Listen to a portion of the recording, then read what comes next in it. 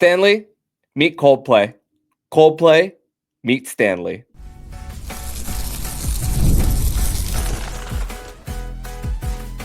You're Locked On Panthers, your daily podcast on the Florida Panthers. Part of the Locked On Podcast Network, your team every day. And welcome into this Wednesday, July 30th edition of the Locked On Florida Panthers podcast, part of the Locked On Podcast Network, where it is your team every day. Thank you for making the Locked On Florida Panthers podcast your first listen of the day. I'm Armando Velez from the Hockey News. You can follow me on X at MondoMan12. That is Jacob Winans. You could follow him on X at JakeW_8. Shout out to the everydayers who come back here and get your daily Florida Panthers fix. Today's episode is brought to you by Game Time. Download the Game Time app, create an account, and use code LOCKEDONNHL for $20 off your first purchase. You can do that all on Game Time. So, Florida Panther fans, grateful to be back here once again on the show to discuss everything in the world of the Florida Panthers. Today, we are going to discuss in segment one the Florida Panthers meeting Coldplay at the show on Sunday. Segment number two, we are going to discuss our takeaways from Sam Bennett's interview on the Empty Netters pod. And segment number three, we're going to go back to the hockey talk and discuss what we think will progress for the Florida Panthers departments. It could be players and what we could expect to regress as well. But Jacob, welcome back to the show. And for the Florida Panthers here, look how the cup shines, how it shines for you, and it was all sterling with the Florida Panthers making an appearance at the Coldplay concert. And although my episode came out with Cesar Lucero of the Big C Show came out on Monday morning, we were actually recording that on Sunday night while the second leg of the Coldplay concert, because they had two shows in South Florida during the weekend, the Saturday show, which Cesar was at, and then the Florida Panthers deciding to go to the show on Sunday.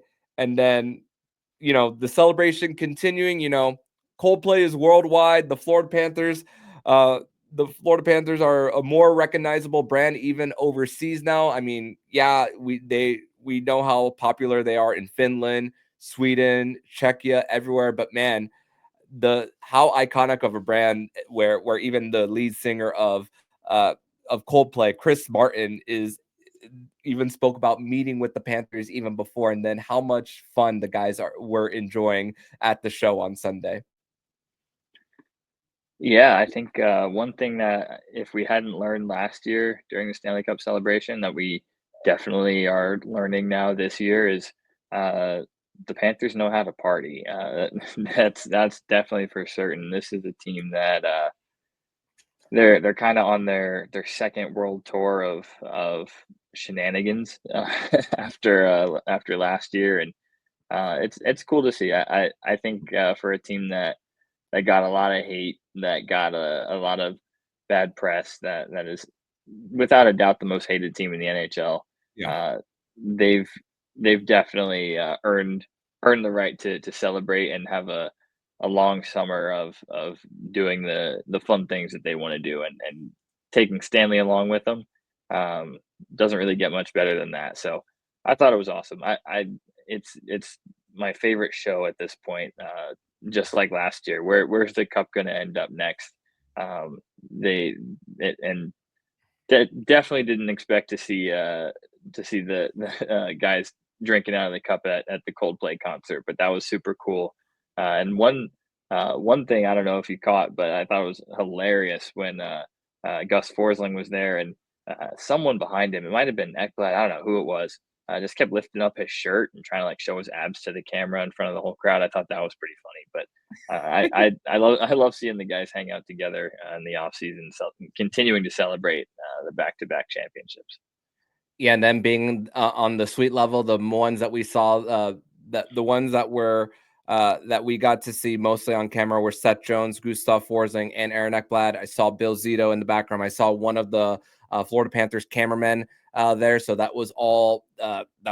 Even if Coldplay didn't catch them on the actual video screen on the jumbotron for them, that they were going to find a way to put that content out online either way. But hey, the fact that they met before and they were able to plan it out and also say congratulations. And it's funny, Aaron Ekblad stole that part of the show when it came to the camera pointing to them. Thankfully, for the Florida Panthers, when the camera was pointed to them, there was no how do we say it?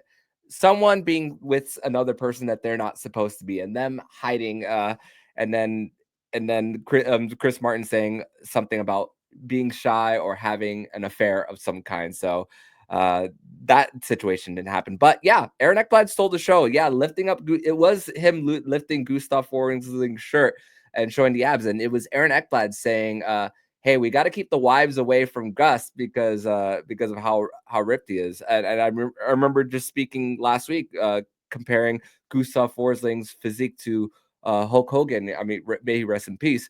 And also, and to think that how much fun Aaron Ekblad is having, he didn't even, when he lifted the cup after taking a sip from it, there was still beer in it as well. So it was like falling all on their shoes on the floor of the suite as well. So that is freaking hilarious. And also, the takeaway I got from that with how much fun they're having is why we ever doubted or why we ever questioned with when Ekblad was a pending UFA on why he would go anywhere else with how much fun they were having as well. Yeah, it's the camaraderie between those guys is absolutely incredible, especially him and Forsling. They were kind of the defense pair, made in heaven for the Panthers. I mean, when Forsling first really started to play on a pair with Ekblad, just the similarities in his game to Brian Campbell. When Brian Campbell was Aaron Ekblad's partner, and we really saw the best of a young Aaron Ekblad. Forsling does so many of the same things and plays such a similar style to what Brian Campbell brought to the table that they really are a perfect pair back there. And I think the thing that excites me the most about them continuing to play together is what that's going to allow Seth Jones to do, and what that's going to allow Seth Jones and Nico Mikla as a pair to do. I think, man, if I was a GM in the Atlantic Division, I am envying the Panthers defense situation right now. I mean, the cap hits are all low. You've got arguably two top pairs right now that are each making collectively less than some team's number one defenseman, making collectively less than some team number two defenseman. It's pretty crazy the situation the Panthers have given themselves there on the back end, and the bargains that some of those guys are on have allowed them to go deep at the forward positions and retain everybody up front. So really, really perfect roster construction. But then off the ice, the camaraderie is real. Those guys love each other. They show it in their play, but then they also show it outside the rink and off the ice. And it's just so cool to see. And then the fact that they get to bring the Stanley Cup when they go on their outings together as a team, that's such an added bonus. And yeah, like you said, when the camera panned to them, the Panthers and the Stanley Cup belong together, unlike the CEO and HR director for astronomers. So no one had to duck and hide. Yeah, that it was, and also they also pointed to Lionel Messi as well. He was also there, so that was another cool thing that was caught there. And like you said, the bargains that the Panthers defense core allows them to commit the dollars that they do to the forward core, which I saw an Instagram post saying that the Panthers are the team that has the most dollars committed to their collective forwards. So that's also that. But just so much fun that the Panthers are having. It's crazy. I had a little bit of FOMO, not gonna lie, this weekend because the Coldplay did come to Florida just in 2022. It's funny. That concert was on June 17th. I happened to be there. 5 days later, the Panthers hired Paul Maurice. So that's how long ago. And it was the same world tour, Music of the Spheres, and it was not nearly as much as $600 as much as it was on the resale market. It was maybe like the tickets, let's say the tickets these days are maybe like 4 times higher. And it's funny because the next day you and I recorded a show. I remember where I was. I was in the Airbnb, and I even remember the topic that we were talking about. I don't think you remember the topic. Do you remember what we were talking about that day? I don't. The Panthers signing Anton Levchi to an entry-level contract.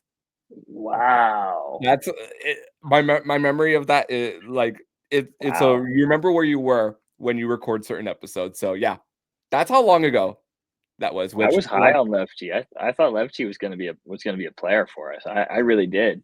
yeah, had a great season in Finland before leading in points in his final season before coming late bloomer, but ended up not working out here in North America for hockey. But yeah, that's how long ago it was there. But we got a lot more to get to on today's edition of the show, where we're going to discuss Sam Bennett and our takeaways from his interview on the Empty Netters pod, his summer, and he also discussed his wedding and everything. We're going to discuss that and more next here on the Locked On Florida Panthers podcast. Today's episode is brought to you by Game Time. We've all been there, logging on early and waiting forever for concert tickets to go on sale, only to lose your spot for a show you've been dying to see. Live music should be about making memories, not dealing with the stress of ticket shopping. That's where Game Time comes in. Game Time makes getting concert tickets faster and easier than ever. Prices actually drop as it gets closer to showtime. You could save up to 60% off with their killer last-minute deals. And tired of endlessly scrolling the best deal? Zone Deals helps allow you to get the best seats in your section for you. So take the guesswork out of buying concert tickets and shows tickets with Game Time. Download the Game Time app, create an account, and use code LOCKEDONNHL for $20 off your first purchase. Terms apply. Create an account and redeem code LOCKEDONNHL for $20 off. Download the Game Time app today. Last minute tickets, lowest price, guaranteed.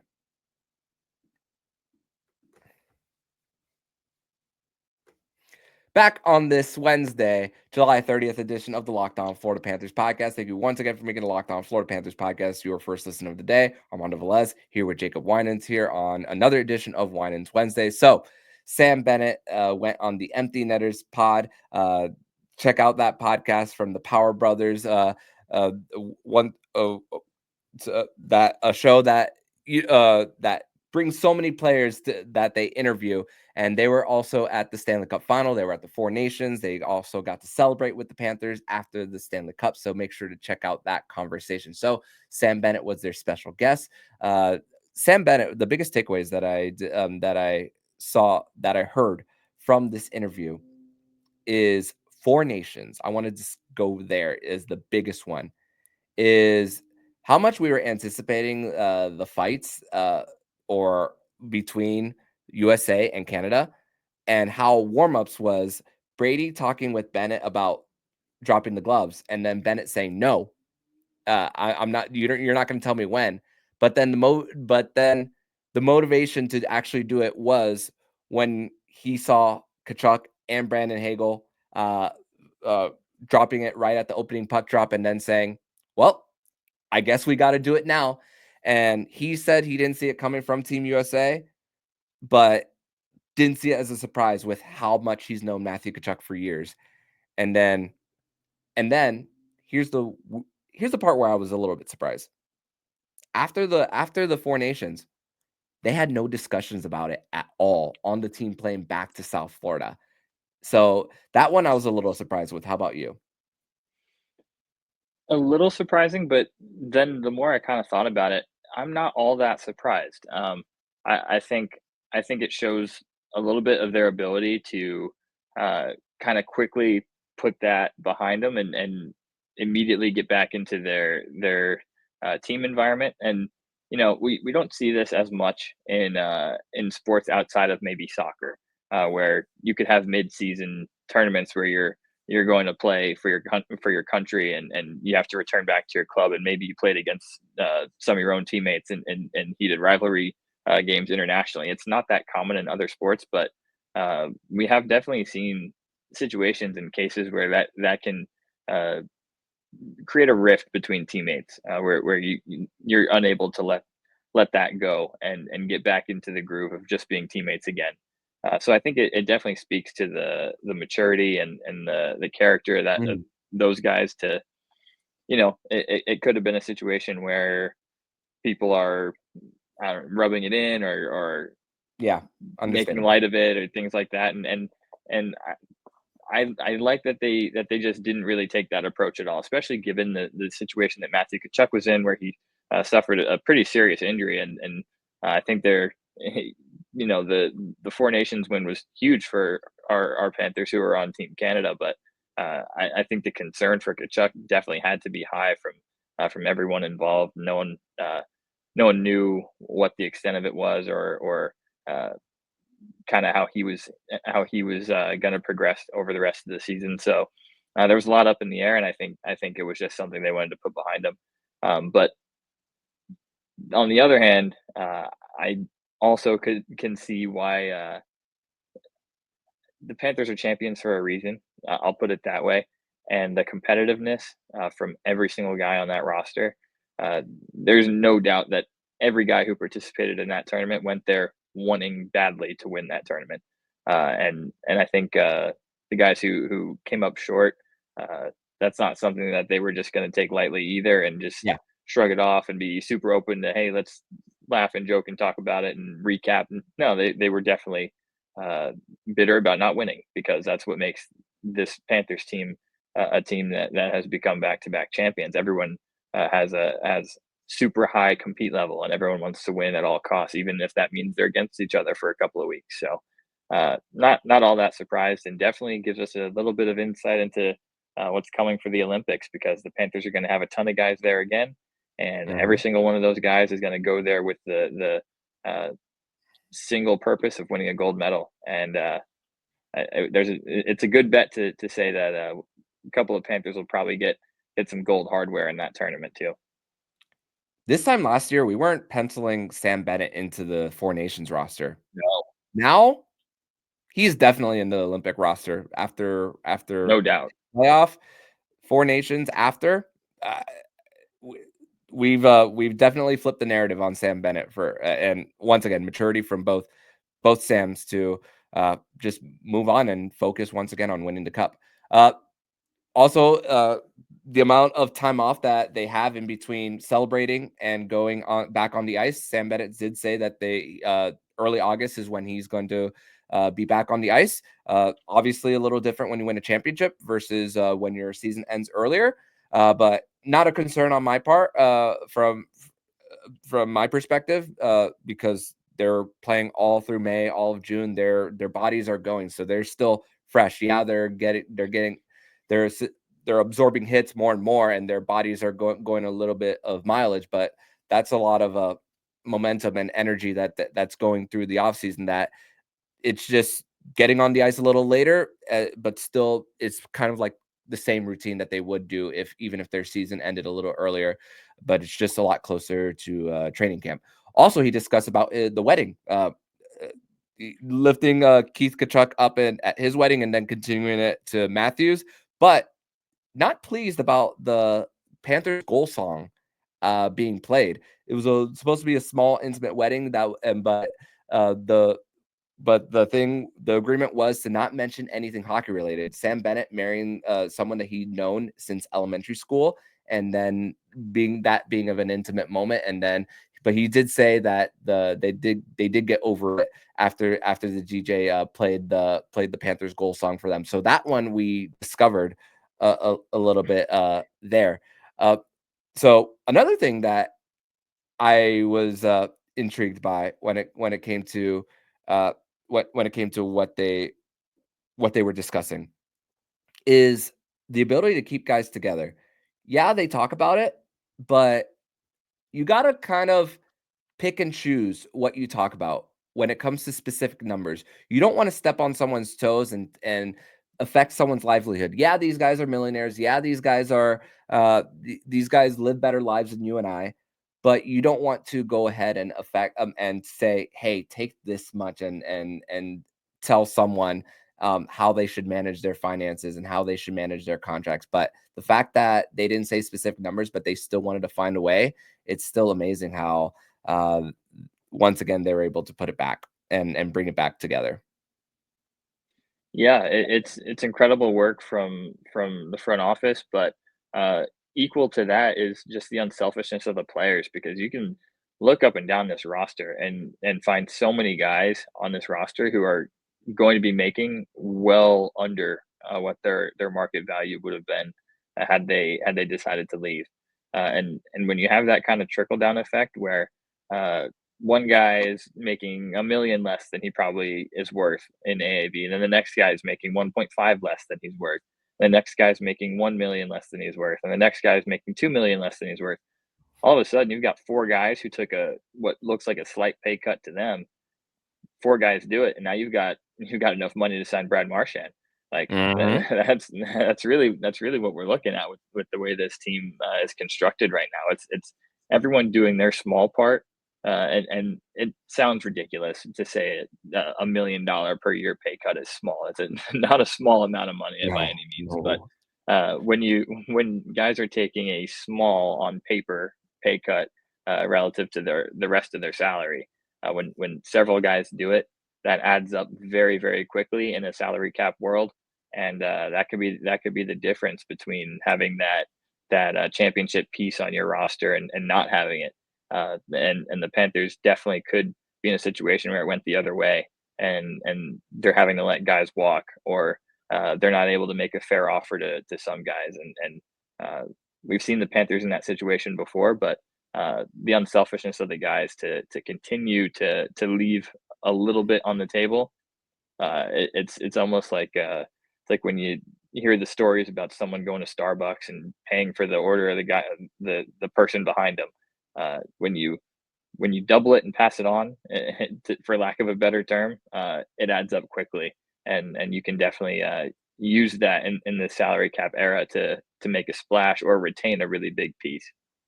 Not only paying for someone else, but maybe good karma coming another person's way if you end up doing so. So one thing before we transition is he also discussed the impact of Benny's buddies.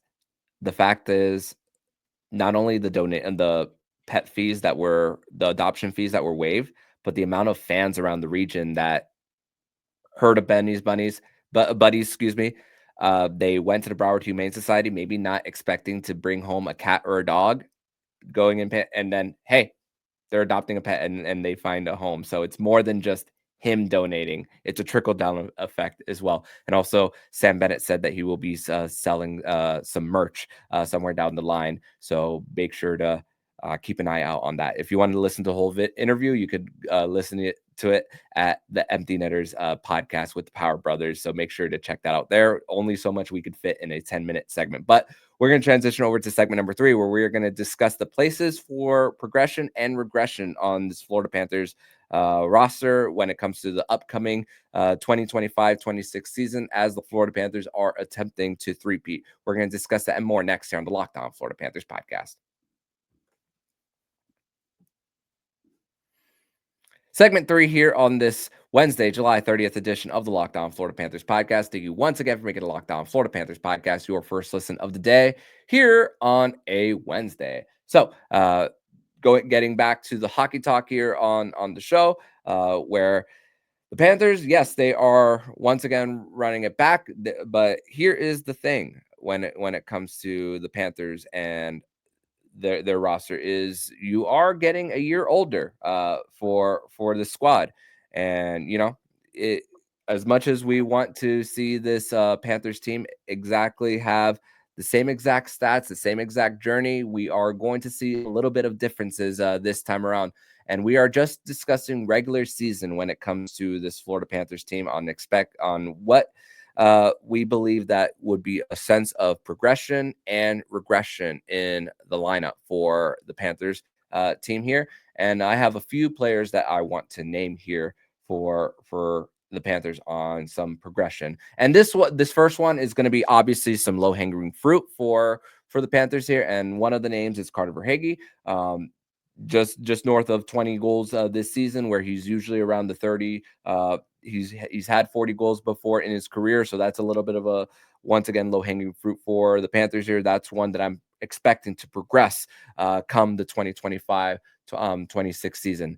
A few other names that I have here for me is Seth Jones did not have the best of starts for the Panthers. There's a little bit of growing pains being on the second pair, the suspension, going back up, playing with Gustav Forsling, and then starting the playoffs of the first 2 games right before Aaron Ekblad came back for game 3, and then Seth Jones having to do it once again later in the series after the hit that concussed Brandon Hagel. And then another one I have one of a progression, because I'm very high on this player.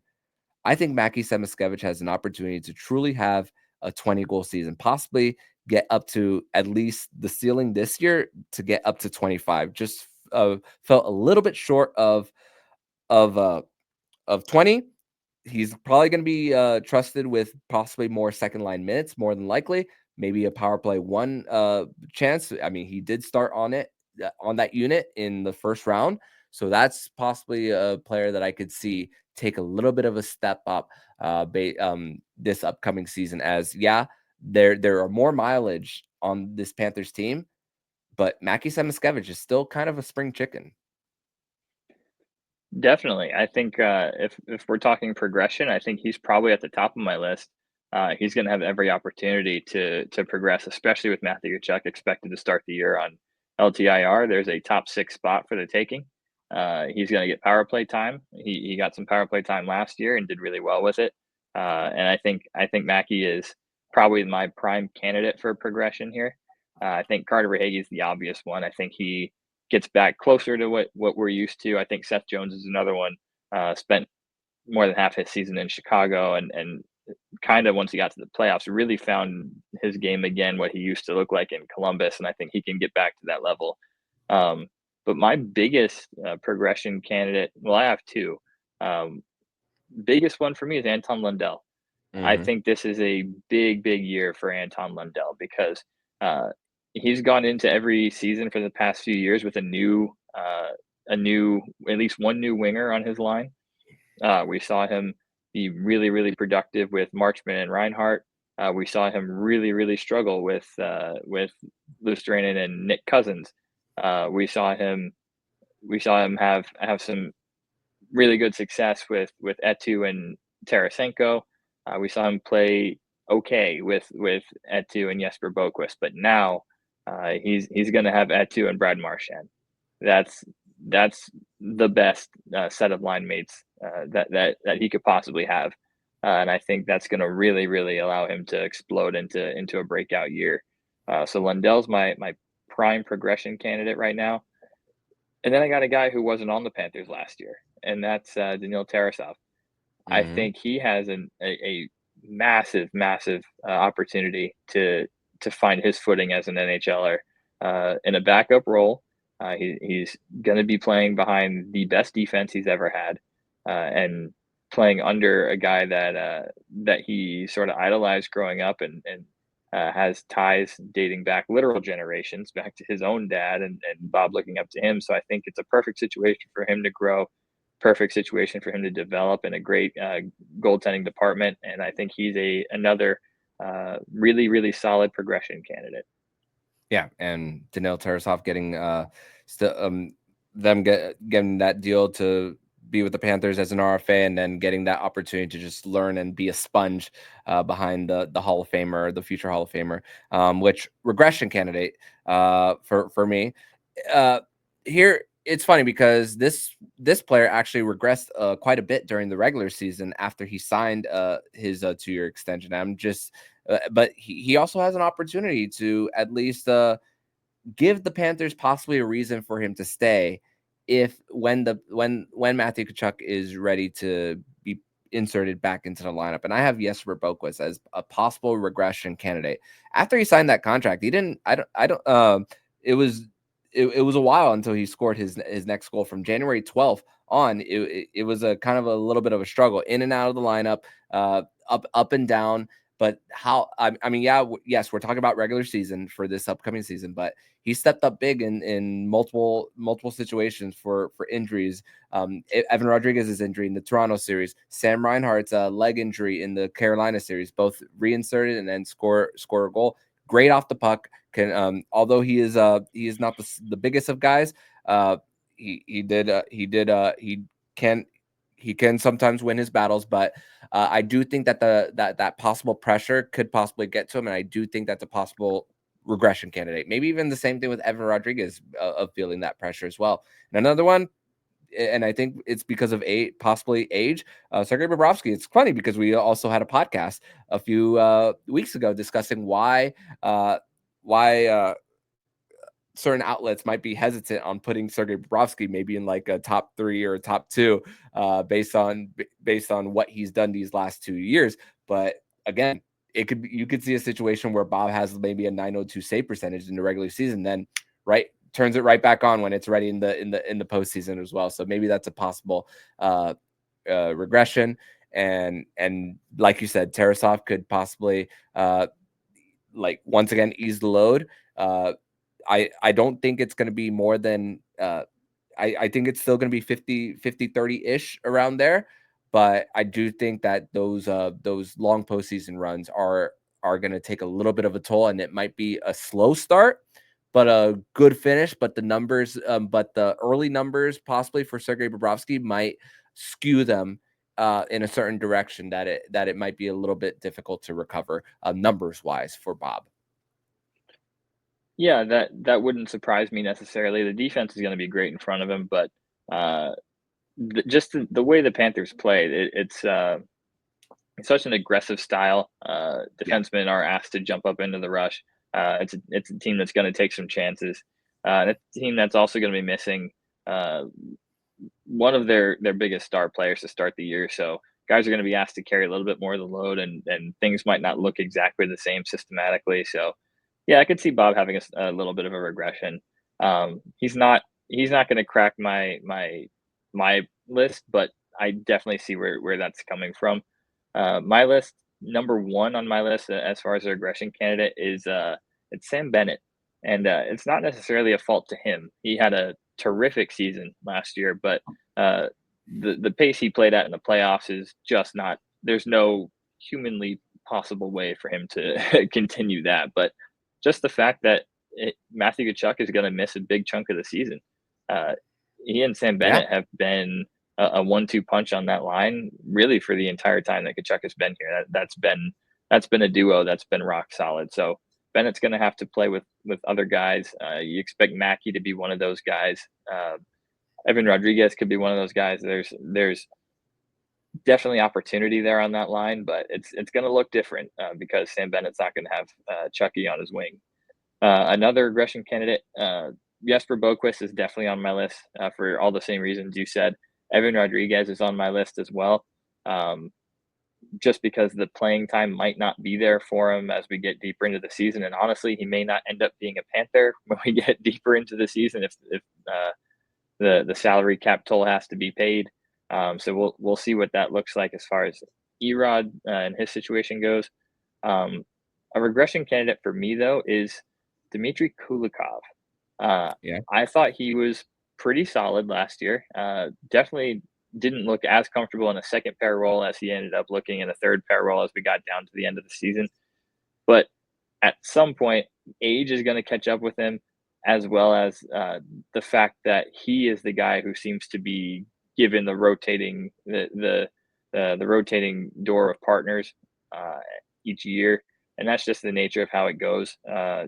You can't retain everybody, so he had OEL, looked great with him. Had Nate Schmidt, looked pretty good with him. He's going to be getting a new partner again, and it could be Uvis, who he has some experience playing with, of course. Uvis didn't really have the best regular season, not poor by any means, but tends to take some chances, make some mistakes, and Kulikov is asked to cover for him. Or he could get Jeff Petrie, who, again, we're high on him as a player, but that's another guy who's up there in years. Maybe doesn't have exactly what he used to have, and it's just an unknown. We don't know what that pair is going to look like when they play together. So Kulikov, I think, will regress a little bit just because of the combination of age as well as new look on that right side. Yeah, and that pair could deal with a lot of growing pains in the beginning of of the season, especially thankfully the Panthers have a home heavy schedule, and with the last change they can control those matchups. If they had a road heavy schedule, you'll probably see a lot of the third pair on at, if especially in their own end for them, and hopefully that that pair doesn't ice the puck a lot, so that they're not stuck there and that they're not struggling to get that first pass out. But thankfully the Panther system, like we spoke about multiple times, is one that is quick to get it deep and get that change so that they're not getting caught on those odd man rushes. One player that I did not know whether to put on this list is Sam Reinhart, because how much of an outlier was Sam Reinhart's 2024 with 57 goals and then scored 39. So I didn't know where to put him, but last year was around his average. So that one is that one's something to think about. I think he ends up somewhere right in between. He's definitely not a 57 goal scorer on a year-to-year basis. I think that'll end up being his career high, personally. But I also think he's a guy who could consistently hit 40, given the power play opportunities and playing on a line with Sasha Barkov. I think he ends up somewhere right in the middle of that. Yeah. And if 39 is his floor, amazing. You'll take that. You'll take that. Yeah. But Jacob, I want to thank you so much for joining me on another edition of the Locked On Florida Panthers podcast. If you guys want to follow him on X, you could follow him at JacobW_8. You could follow me on X as well at Monoman12. And Jacob, thank you so much for joining, and I will see you next week, my friend. Can't wait. Thanks for having me. And if you like what you're hearing, please subscribe to the podcast to be notified every single time the Locked On Florida Panthers podcast jumps into your podcast feed. Don't forget to also subscribe to the other shows on the Locked On NHL network, including Locked On NHL, Locked On Fantasy Hockey, Flip Livingstone and Steel Roden, and Locked On NHL Prospects. Thank you once again for making the Locked On Florida Panthers podcast your first listen of the day. So I'm Armando Velez with Jacob Winans, and you've been listening to Locked On Florida Panthers podcast, part of Locked On Podcast Network. We're your team every day.